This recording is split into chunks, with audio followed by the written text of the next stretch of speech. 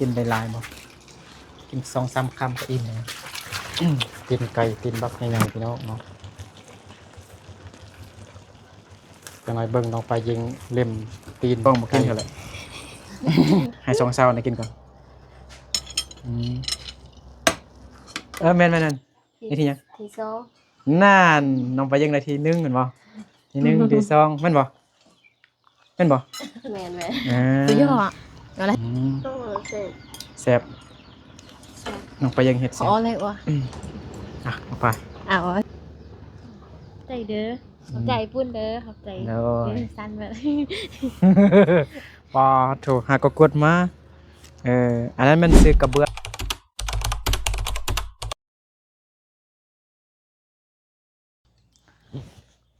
สบายดีพี่น้องเบิร์ดสุคนที่เข้ารบหักแพงเด้อ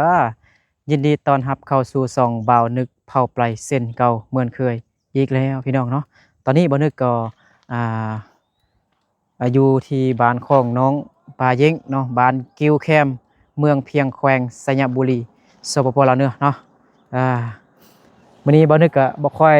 สบายพี่น้องเนาะปวดหัวหน่อยนึงก็เลยติดดาวบักกะลาเห็นบ่เต็มหน้าผากข้างๆเนาะวันนี้ก็สิมาหาน้องไปเย็กเนาะบ่นึกไปสัญญามาแหละไปในเมืองมาไปกดเงินให้น้องไปเย็งได้เนาะกดเงินสดให้น้องไปเย็งเนาะพอดีมีผู้ใหญ่เพิ่นFC ทางฝั่งไทยเนาะชื่อว่าไอ้ปุ้นเพิ่นฝากเงินให้น้องไปเย็งเนาะไอ้ปุ้นเพิ่นฝากเงินช่วยซื้อกระเบื้องเนาะกระเบื้องให้น้องปลาเย้งเนาะแล้วก็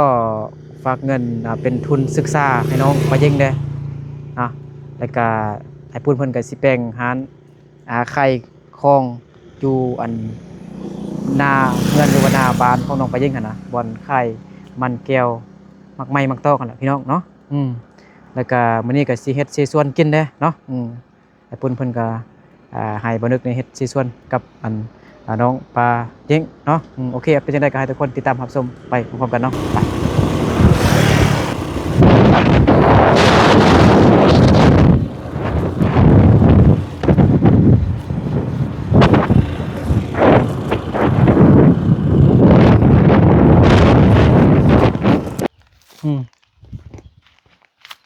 มาฮอดเฮือนน้องปลาเย้งแล้ว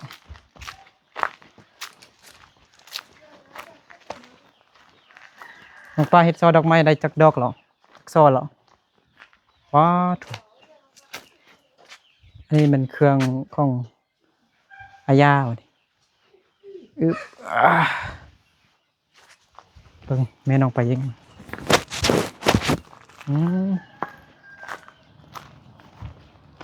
เห็นบ่เห็นแล้วสบายดีน้องปลาเมื่อยแห้งบ่สบายดีน้องปลาเย้งไอ้ยาเด้เฮ็ดเรียกอยู่บ่เอาเครื่องอันไอ้ยามันยังก็มื้อนี้ไอ้บ่สบายปานใดเจ็บหัวเลยติดดาวเต็มปวดหัวที่ฝุ่นลายอันนี้เครื่องอันไอ้ยาบ่สิเอาไปใส่นี่เครื่องอายาสิไปบ้านบ่เครื่องกลับบ้านบ่วันนี้น้องไปยังเฮ็ดใส่ส่วนเหรอได้ลองกินซีมือของน้องไปยังก่อนได้ยังบ่เคยได้กินซีมือของผู้สาวมงนะสำหรับเฮ็ดใส่ส่วนนี่ได้เรื่องเข้าแท้ก็เฮ็ดแล้วแต่ใส่ส่วนนี่มาเบิ่งว่าเอาไปยังเฮ็ดใส่ส่วนแซ่บบ่เนาะผู้ใหญ่เพิ่นก็บอกว่าซื้อซีส่วนมาเฮ็ดอยู่ให้น้องไปเย่งว่าซั่นเนาะเฮ็ดอยู่นอกนี่บ่น้องป้าฮะเฮ็ดซีส่วนอยู่นอกนี่บ่อยู่ไหนนี่ก็ได้อยู่ไหนบ่ไปมื้อนี้น้องป้าเฮ็ดหยังฮะมื้อนี้เฮ็ดหยังไม่มีแล้ว ฮะ อยู่เห็นเฮ็ดซอต้องไหม ได้จักโซแล้ว แต่เฮ็ดซอเดียว อ้าวมื้อนี้นะมื้อนะได้จักโซเดียว แม่นแต่แบบซอใหญ่ได้สินะแล้วมื้อเช้านี้ไปเวียกกันแล้ว เฮ็ดอยู่นี่บ่ โดย เออเก็บอันนี้ก่อนบ่ยังนี่ ยาแม่ ยาแม่บ่เป็นน้ำบ่ โดยเป็นน้ำป้าไปหากัน มื้อนั้นวันเกิดก็เฮ็ดอยู่นี่บ่ คะ วันเกิดเฮ็ดอยู่นี่บ่ แม่น ก็เชิญๆอยู่เนาะจักคนมื้อนั้นน่ะ อ่า จักคนมื้อนั้นน่ะวันเกิดน้องปลา หกคน 6คนบ่คิดว่าน้องปลาบ่อยู่แล้วเมื่อกี้บ่เห็นรถจักรเลยรถจักรไว้ในน้องไว้นอกในจนรักเลยน้อง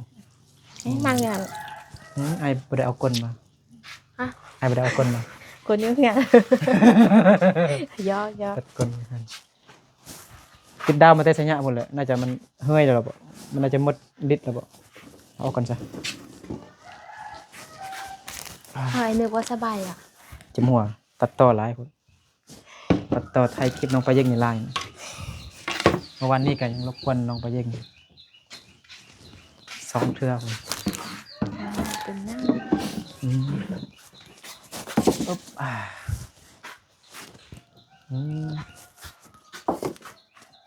เปลี่ยนเมื่อน้องไปเย่งสิเปลี่ยนใส่กระเบื้องบ่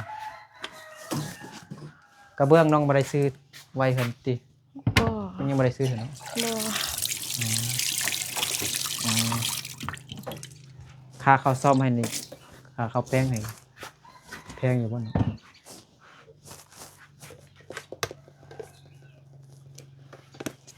ไปล้างถ้วยก่อนไปล้างหม้อก่อน นางหมอก่อน ไอ้บริษัท5เลยเนาะมาแล้วก็ทันหันเลยเซต5ตำอยู่ตลาดมากินไป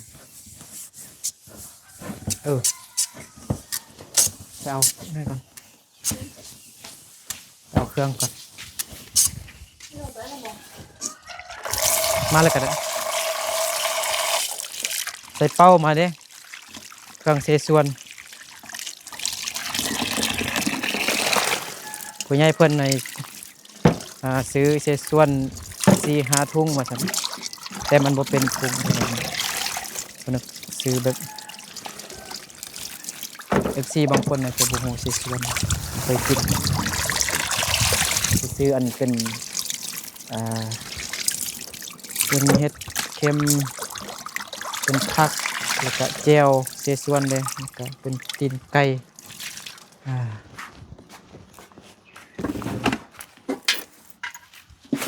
แม่น้องปลาแม่น้องปลากินเสส่วนบ่กินเสส่วนบ่กินอยู่อ๋อ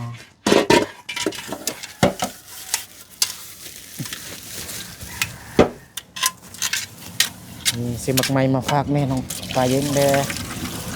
ยึด เป็นไรเลย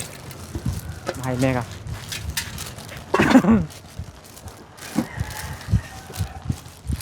มักโคมมักเกียงบ่มีแต่มักเงาะ เสื้อหนึ่ง เป็นไงเพิ่นซื้อให้บ่แม่นแตกบ่โดยมักม่วง แม่น้องไปเย็นก็มีมักม่วงหลายเนาะแต่บ่แม่นยามเถื่อคันบ่แม่นยามนี่ก็อยากกินเลยเนาะคันแม่นยามเลยมันเลือจนสุกล้นเต็มดินเลยเนาะมักโดยเป็นผู้ใหญ่เพิ่นซื้อให้ล่ะมาฝากมาให้ลูกซื้อให้แม่น้องไปเย็นโคมเกียงกับมักม่วงพี่น้องเนาะแม่น้องไปเย็นก็กินเสส่วนนั่นบ่จะมีกินไก่ก่อกินไก่หรือกินดิกินแต่อย่างอื่นเนาะเสือนฮอนด็อกมากินฮอนด็อกแล้วก็เป็นเห็ดเป็นยังไงนะผักเลยกินอย่างอื่นก็ได้ไก่เนี่ยแพงให้กินหลายเนาะโปรตีนโปรตีนอยู่ลูกก็ลูกเกานี่เขาว่าบ่ให้กินอะไรตีนไก่กินไก่กินเป็ดกินไก่สติ๊กมีได้ขายบ่ นี่สูงได้เข้าเลย ได้จากเส้นเรามื้อนี้ ได้แค่เส้นเดียว เส้นเดียว สิค่ำแล้วเนาะได้เส้นเดียวเขาซื้ออยู่ตลาดอันนี้เนาะโอเคไปเฮ็ดเสส่วนก่อนสุกแล้วจึงอันนั้นเนาะสุกจึงอันนี้แม่น้องไปยังมากินไปล้างผักล้างเอง อึ๊บอึ๊บนี่เสส่วนผักบง นี่ไม่ผักบงบ่แม่น้องไปยังเป่าหั่นก็ได้เฮ็ดสุกแล้วจึงสิเอิ้นมา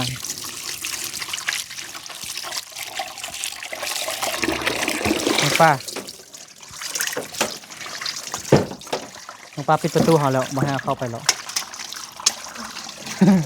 ปิดเองติ ฮะ โอ้ยก็กินข้าวเปียกมาบ่ฮู้ว่าสิกินได้หลายอยู่บ่ แหะบ่ไว้มากินอีกทีเด้ กินไก่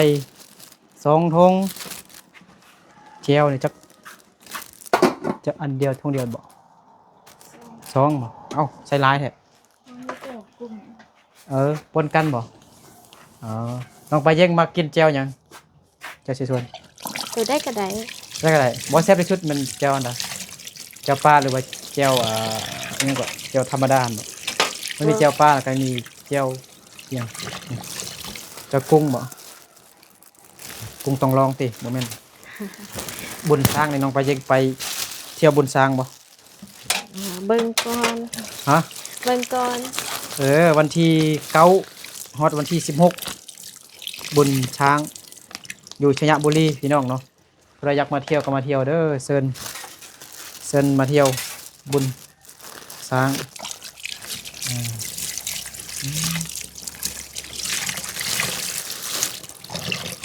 อันนี้ตีนไก่โอ้ฮอนดอก มีตีนไก่ได้บ่ ฮะ มีตีนไก่ได้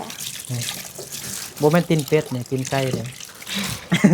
น้องปลามากินตีนไก่บ่ มาก มากเนาะแล้วก็มีอันนี้เป็นเจียวกุ้งกับเจียวปลาสบายดีเซาลีเป็นตะกล้องพี่น้องสบายดีอยู่ข้างล่างพี่น้องบ่เห็นหน้าซั่นเนาะแล้วก็มีผักเด้ผักหอมแม่นบ่ผักหอมแล้วก็มีอันผักบุ้งเป็นภาษาไทยมันก็เอิ้นว่าผักบุ้งภาษาลาวมันก็ผักบุ้งแล้วก็มี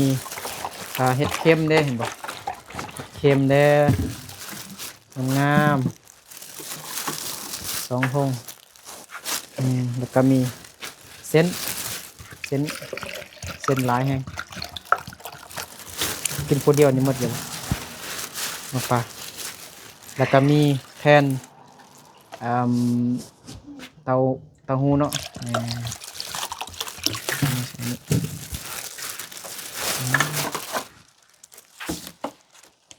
ไอ้เซาลีกับอันน้องปลายังเฮ็ดบ่นึกบ่สร้างเฮ็ดบ่เช็ดกล้องเด้เมื่อกี้มัวๆจักหน่อยนี่จักหน่อยบ่เห็นน้องปลายังงามเซาลีกับเซาลี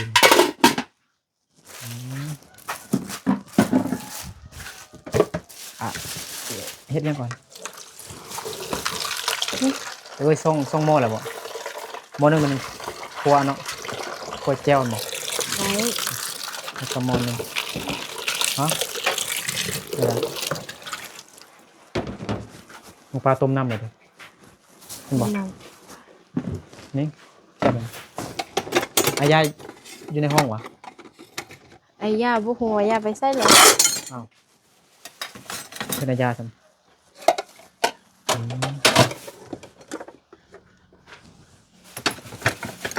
น้องปลาก็มีมะม่วงหลายแต่บ่แม่นยามซื้อมะม่วงมามะม่วงใหญ่อัน2 หน่วย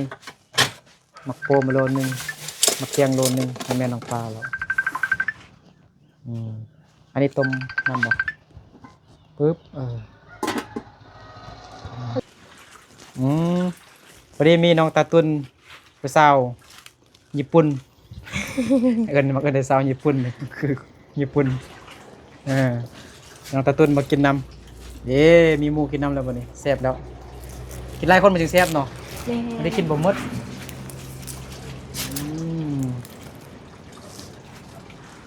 อันนี้กินข้าวเปียกมาได้แล้วหัวสิกินได้หลายบ่กิน2-3 คำก็อิ่มแล้วเซาเลยกำลังล้างผักบงกับผักโฮมอยู่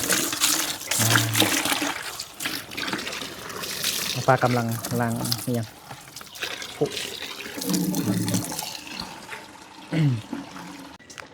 เป็นจังได้สิส่วนของน้องปลายิงมื้อนี้สุกแล้วบ่ ซิมือน้องปลายิงแซ่บ สิมีของน้องปลายิงแซ่บบ่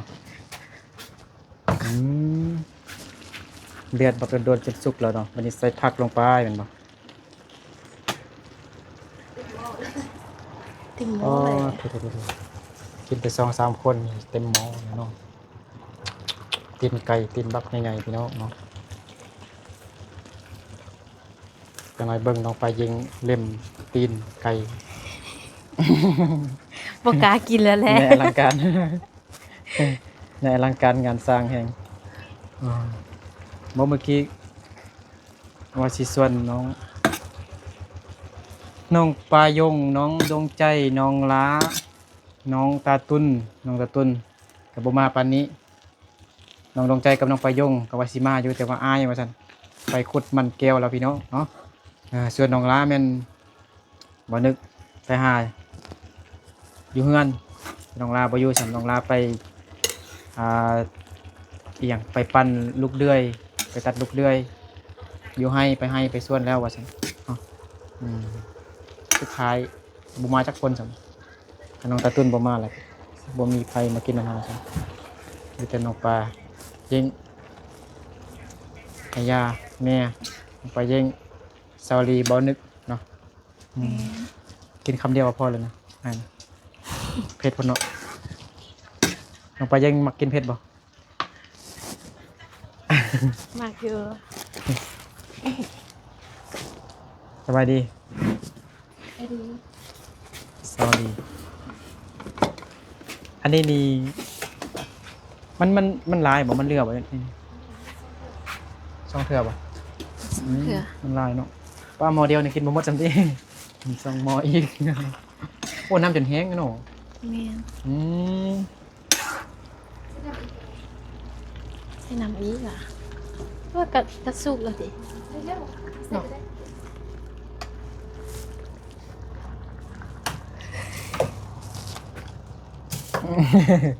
เบิ่งเจ้าของหน้าเจ้าของ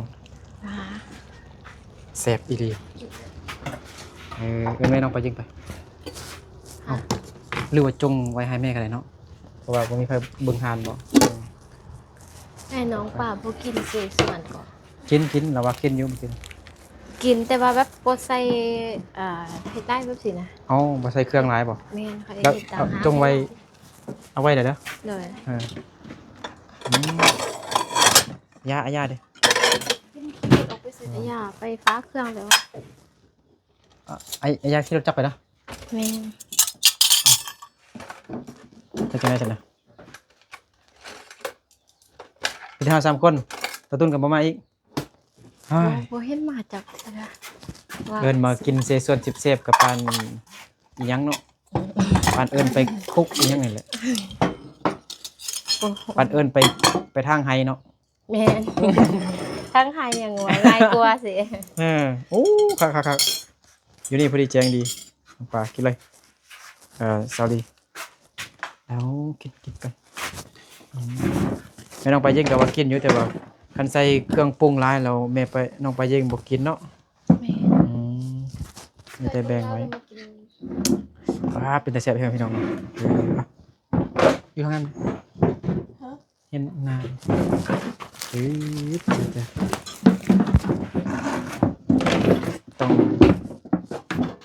ต้องกราบ แล้วก็น่ะ ขอบพระคุณผู้ใหญ่เพิ่นแหล้วเนาะ นั่งอยู่ ซื้อเสียส่วนให้เอากินเนาะขอบพระคุณขอบใจขอบคุณผู้ใหญ่เพิ่นหลายๆเด้อชิว เฮ้ย ๆแต่กล้องบ่กินเถอะแหละให้2เช้านะกินก่อนเอ้ยอ้าวแซ่บๆพี่น้องเนาะมาเด้อ มาเด้อมากินสีส่วนน้ำกัน สิมื้อนั้นไปยิง สิมื้อน้องก็ยังเฮ็ดคนเป็นตาแซ่บเบิ่งก็ฮู้แล้วนะบ่เผ็ดปานใดเนาะพอดีเนาะนำก็บ่หลายโอ้โหสุดยอดเลย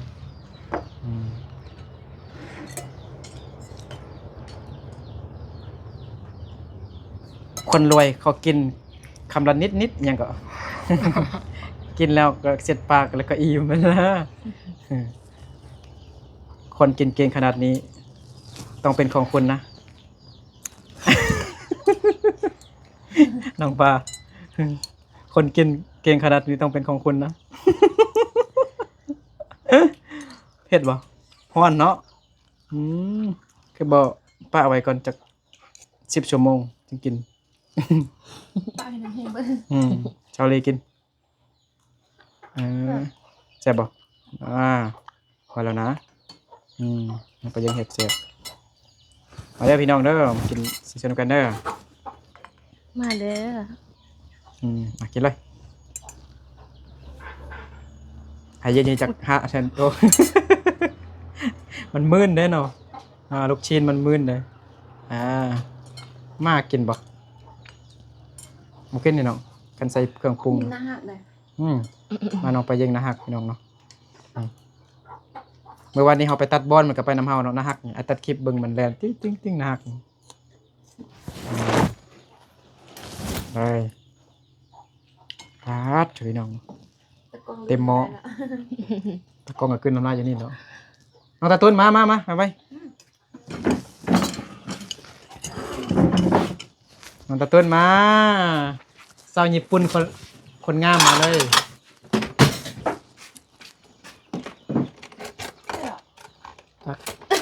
มวยอยู่ทางล่าง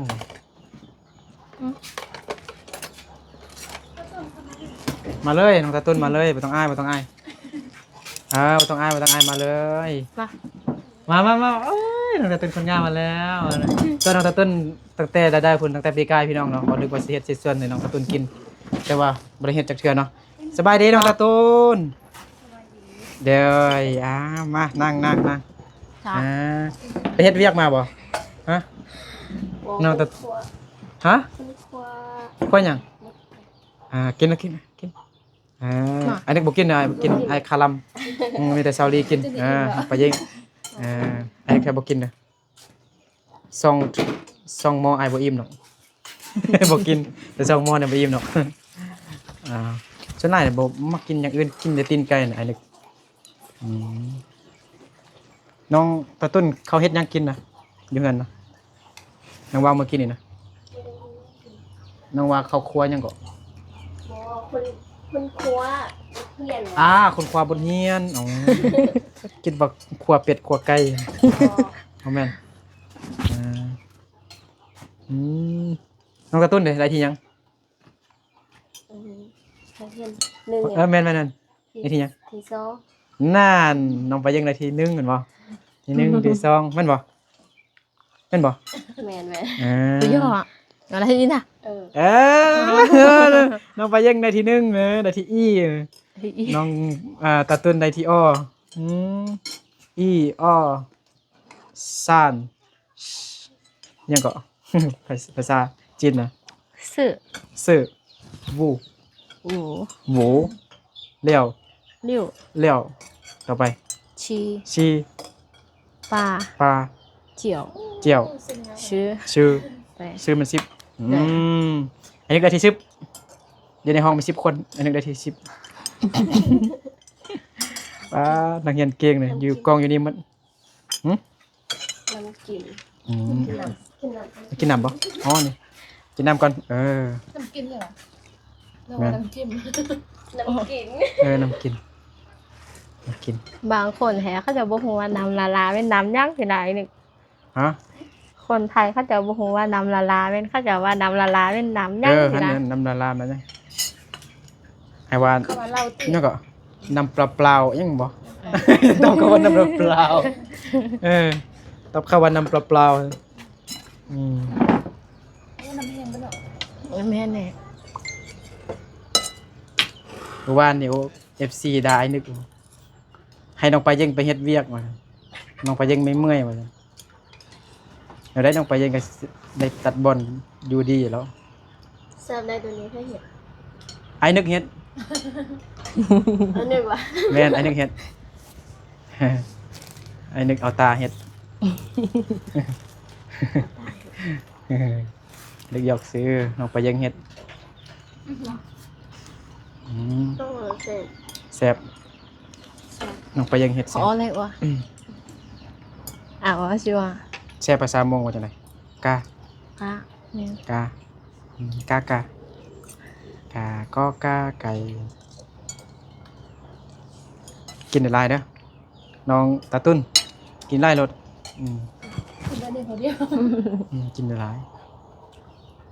น้องตาตุ้นกินได้หลายน้องตาตุ้นคือผู้สาวญี่ปุ่นเด้องามผู้สาวญี่ปุ่นเด้อ แม่นวะ แม่นสาวจีน ตอนที่มาก่อนสิมาถ่ายน้องปลาเย้งกับทวิตกับมาถ่ายน้องตาตุ้นก่อนน้องเดซังเด้เนาะแล้วก็น้องอีหยังเด้ผู้หนึงกันน้องบ่ฮู้ชื่อกัน น้องไม้ เด็กน้อยน้องไม้เด็กน้อยแม่นบ่ แม่น ตาตุ้นพาไปเที่ยวได้11 เดือนแล้ว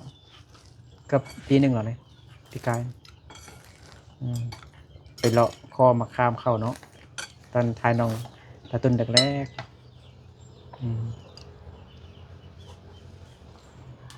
แซ่บโอเคมาอย่างเปิดบ่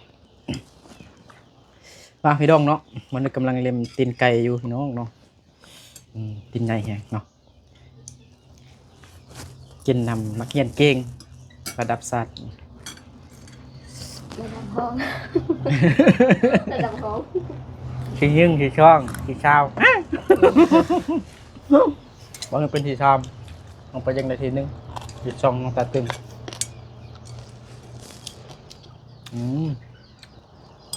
ซีมือของน้องไปเย็นเสียบอีหลีปั๊บมักสิบพี่น้องเนาะ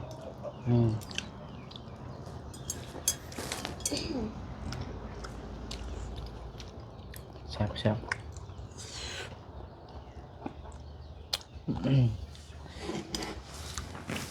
ปลาวันนี้คือเด็กน้อยแล้ววันนี้มือเปื้อนหมด คือเด็กน้อยมือเปื้อนหมดโอ้มันไล่ไกลเนาะสลัดดิมันกระบอกกัดมันแค่ไล่เสียเห็นไหม นั่นสิอ่ะ ฮะอิ่มเหรอกินนะกินนะต้องอายนะ อิ่ม เนี่ยโอ้ ถ้าจะกินเขา นี่โอ้พี่น้องเนาะลายแห้งยังอยู่ครึ่งนึงเนาะทำไมอายาบ่มากินน้ำเฮาสัมอายบ่ไอ้ถ่ายคลิปอยู่อายเป็นไงอายาบ่ได้แปลภาษาจีนคนจีนบ่เราเฮ็ดเวียกนี่เป็นแพทย์ใช่เนาะเป็นแพทย์เห็นแต่มีแต่ไอจงเนาะไอจงลูกอาน้องประยงนั่นบอกเป็นลูกอาแท้ๆนี่ แม่นของอะไรแท้ ต้องมักผู้ชายเนาะมันไอ้ถามว่าน้องยังก็จงมักผู้ชายหรือผู้หญิงผู้ชายว่าซั่นโอ้ยนี่จะทอง ไปแปลภาษาจีนนะเขาอยู่นาซิงเขาปลูกทั่วยังบ่ลงจากรถเถื่อ FC เด้อ FC เด้อ มือวานมือก้อนนี่ก็เห็นอยู่น้ำปุยพุ่นเอิ้นใส่จักมาแต่ใส่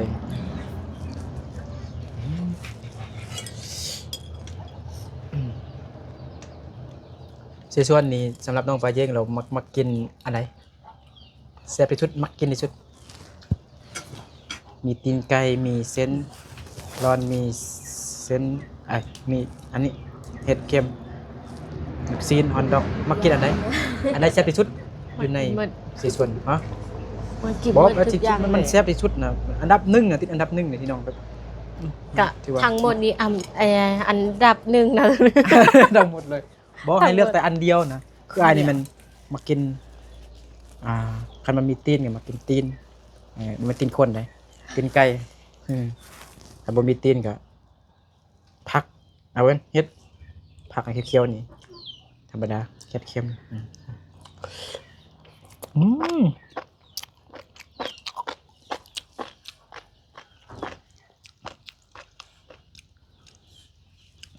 เราต้นกินเนอะบ่ต้องอายนะนี่ยงตีนไก่เอายกไปเลยกิน ตัวน้องตะตุนตั้งแต่มื้อวานนี่เมื่อก่อนเนาะกินนะเราต้องกินแต่น้ำนะ เป็น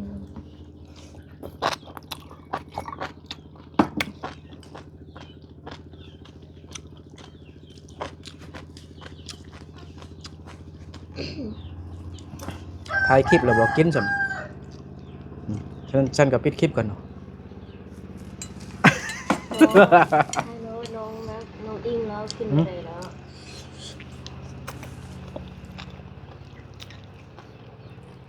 เห็นน้องตะตุนกินน้อยเดียวสิกินแม่ๆสิเนี่ยบ่แม่นเอาเนาะกินน้อยเดียวเนี่ยว่าจังได๋ภาษามอง กะคือ คือกันบ่แม่ๆบ่น้องแม่ๆบ่ แม่แล้วก็จ้าเอาได้ก็ได้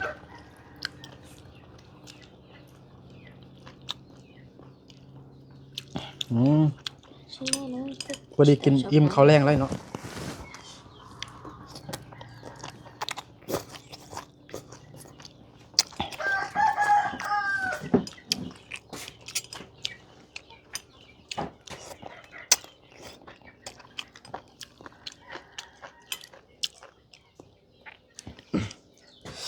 เอ้าเฮาเฮ็ดเท่าได้น้องไปยังยังเฮา2คนน่ะเฮ็ดเท่าได้มาแข่งกัน แข่งกัน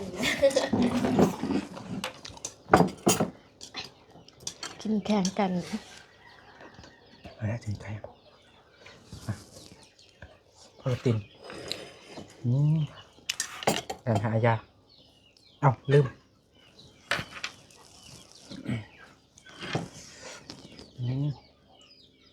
เอาอันนี้เอาบ่ตักเป็นไก่นี่นะ อันหนึ่งเอาก็ได้ เพราะเอาตอนนี้ก็โอ้ยอิ่มเนาะท้องเบ่งเลยท้องใหญ่เลยมันมีบอนไซแล้ว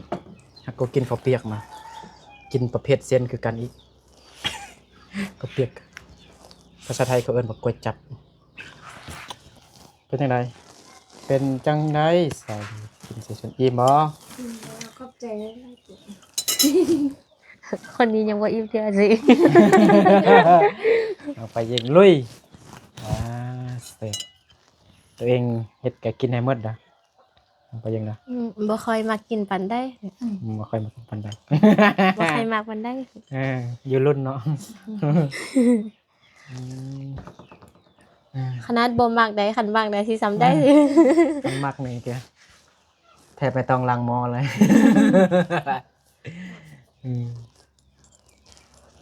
น้องปลายิงมักกินสีส่วน ใช่เราไปยิงมากเราซื้อตลอดเลยได้ แม่นมี FC ซื้อให้กินตลอดวันไหนเนาะกินสีส่วนกินสีส่วน กินใส่ส่วนตลอดเป็นร้อยได้ ก็เพราะโอ้ คันใดบอกว่าน้องปลายิงมักกินสีส่วนถ้า FC ทานได้อยากมาอยากถ้า FC ทานได้ซื้อสีส่วนให้น้องกินน้องปลายิงสิหักสุดหัวใจ เบิ่งเป็นพันคนนะครับเป็นล้านคน มาซื้ออันเสียส่วนน้องไปเยงกินอันนี้มันบ่นึกบ่เองน้องไปเยงครับบ่ฮู้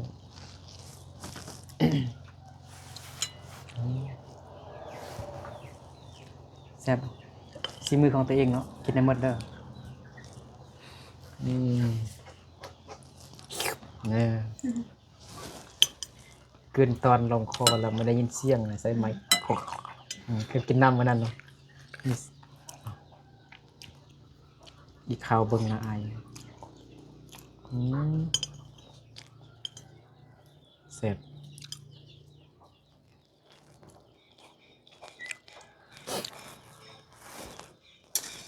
กินได้ยินนะ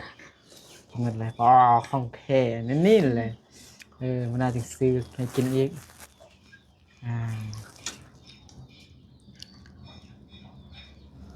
กินให้หมดเลยเด้อ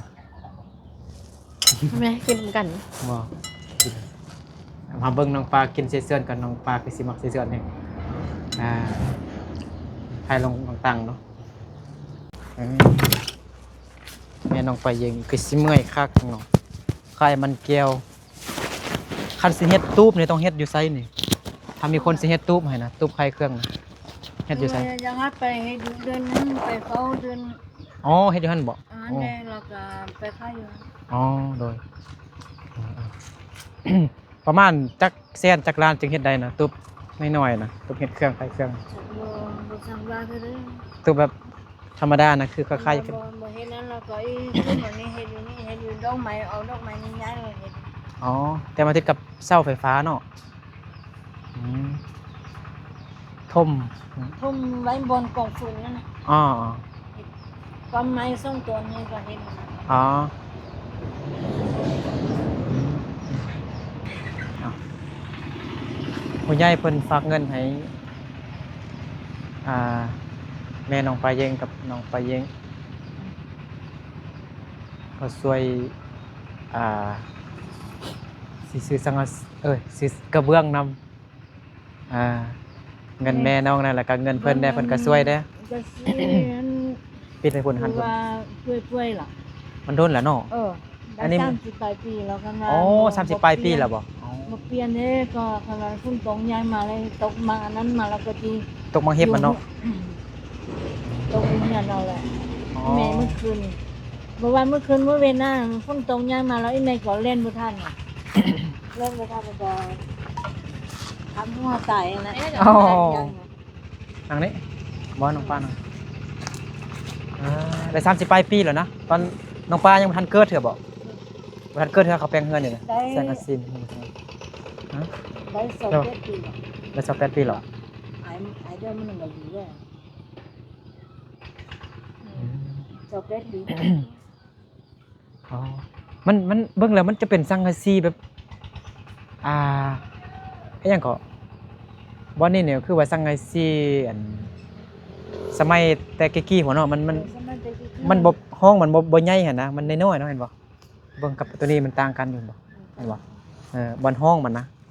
มันของมันต่างกันน้อยๆคือสิโดนแฮงเนาะอ๋อผู้ใหญ่เพิ่นฝากเงินมาให้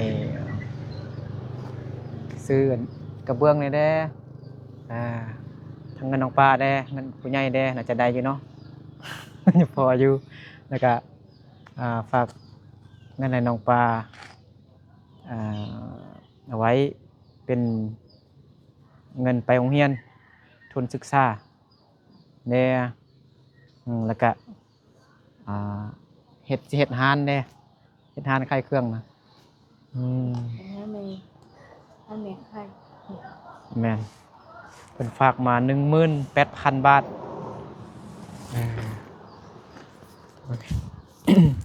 ไอ้นึกไปแลกมาเปิดเหลวซื้อเบียร์กินหมดแล้ว อันนี้แมน10,000 บาทเนาะผู้ใหญ่ใจดีเพิ่นซื้อว่าไอ้ปุ่นFC ฝั่งไทย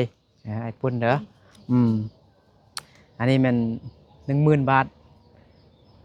เงินกีบก็เป็น6 ล้านกับ700,000 กีบเอาไป ใจเด้อขอบใจปุ้นเด้อขอบใจ โดย สั้นแบบ ปอถูกหากกดมาอันนั้นมันซื้อกระเบื้องเด้อในซื้อกระเบื้อง6,700,000เอาไปโปะใส่กับอันเงินน้องปลาเนาะเดี๋ยว จะไล่เด้อ โดย ทั้งห่างเงินได้ไล่เท้า โดย จะไล่ ส่วนอันนี้มัน ให้อยู่ดีแม่ โดยอันนี้มัน 5,000 บาทได้3,350,000 กีบอันนี้เป็นเงินเป็นให้น้องปลาเก็บไว้เป็นทุนการศึกษาหั่นแหละเพิ่นก็ว่านั่นนี่เนาะใจเด้อขอบใจ ได้หลายแท้มื้อนี้เพิ่นใจดีเพิ่นใจดีขนาดเลยส่วนอันนี้แม่นเฮ็ดร้านนี่ 3,000 บาทได้ฟรี2 ล้านกิฟต์บ่ฮู้ว่าสิเฮ็ดอยู่ไส2 ล้านได้บ่ฮู้เฮ็ดได้อยู่บ่ อันนั้นบ่เฮ็ดอยู่นี่นะก็ยังบ่เฮ็ดอยู่ หน่อย3,000 บาทได้พอดี2 ล้านกิฟต์เนาะใจเด้อ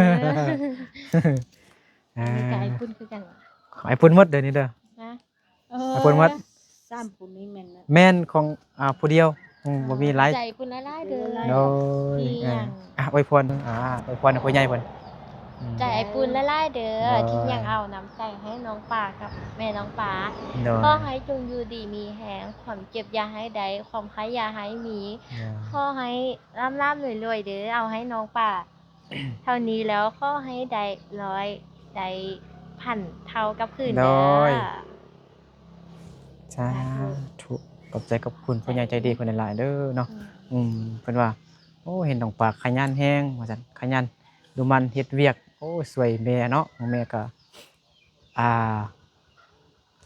เจ็บตีนเด้ว่าซั่นเนาะแม่น้องไปเย็งก็บ่แข็งแฮงพอกันนี่ปะเนาะปัจจุบันเนี่ยก็มีแต่น้องไปเย็งเนี่ยเบิ่งแม่อยู่เนาะไอ้ไสก็ไปเอาพัวอายุน้ำพัวแล้วเนาะอายาก็ดนๆเนาะปีหนึงมาเทื่อนึงมา บ้านมายามแม่เนาะแต่อนาคตบ่ฮู้ว่า มื้ออื่นก็สิกลับไปแล้ว แม่นอายากลับไปแล้วก็นั่งแต่2คนแม่นบ่อยู่เฮือนนี้อ๋อ2คนเนาะพ่อน้องได้มายามบ่ บ่มา มาเนาะยังไงดีใจบ่หัวใจเต้นตึกตักตึกตัก บ่ฮู้ว่าสิพออยู่บ่พอติเนาะ6ล้านในเซื้อน พอแล้วก็เอาอีกแม่ก็อีกขึ้น น้องไปยังก็ไข่มันแก้ว ป่าให้ มันแก้วเอาเงินมันแก้วมาโปะใส่มาบวกใส่กันก็เดี๋ยวนี้ยังกับแพงนะโดยอายาได้เนาะลูกชายหลายคนมาโปะนำกันตอนนี้ แม่น้องป้ากันยังค่ายเครื่องอยู่เนาะสู้ชีวิตแห่งมื้อนี้ได้แต่เส้นเดียวว่าซั่นก็ประมาณ100กว่า200 100ให้แม่หมดเลย เดี๋ยวเส้นสายนี่ แต่ว่า เส้นตรงนี้ ฮู้แล้วติ2ล้านเม็ดเฮ็ดหานเด้อเฮ็ดหานค่ายเครื่องอยู่ตอนหน้านี่แหละส่วนอัน3ล้าน350,000แม่นเป็นทุนการศึกษาน้องพะเยงอยากเห็นภาษาจีนเก็บไว้ ใจละลายเด้อ โอเคเนาะเดี๋ยวบ่นึกกับซาวลีเดินทางกลับบ้านก่อนบัดนี้เนาะบ่นึกก็ขอบใจขอบคุณผู้ใหญ่ใจดีเพิ่นหลายๆเนาะที่เลี้ยงเสส่วนมื้อนี้เนาะเลี้ยงซาวลีนํเนาะขอบใจขอบคุณผู้ใหญ่เพิ่นหลายๆเนาะขอให้เพิ่นจงอยู่ดีมีแรงสุขภาพแข็งแรงความเจ็บอย่าได้ความไข้อย่าให้มีขอให้ร่ำให้รวยสาธุ โอเคไปกลับก่อนเด้อแม่น้องไปยังเด้อจังได๋กะเบิ่งแม่ไปยังเด้ออนาคตน้องไปยังว่าสิอยู่พุ่นอยู่ดอยพุ่นว่าซั่นอยู่จอมพุ่น ดินน้องไปยังอยู่ไกลแฮงเนาะไอ้ทราย3-2เนี่ย2-3คนก็อยู่มอนี้อยู่กลางเฮือนนี้เนาะโอเคเอาอยู่ดีมีแฮงเบิดสุขุสุคนพี่น้องเนาะเดี๋ยวบ่นึกกับชาลีเดินทางกลับบ้านก่อนเนาะโอเคเจอกันในคลิปต่อไปสบายดีน้องไปยังบ๊ายบายบาย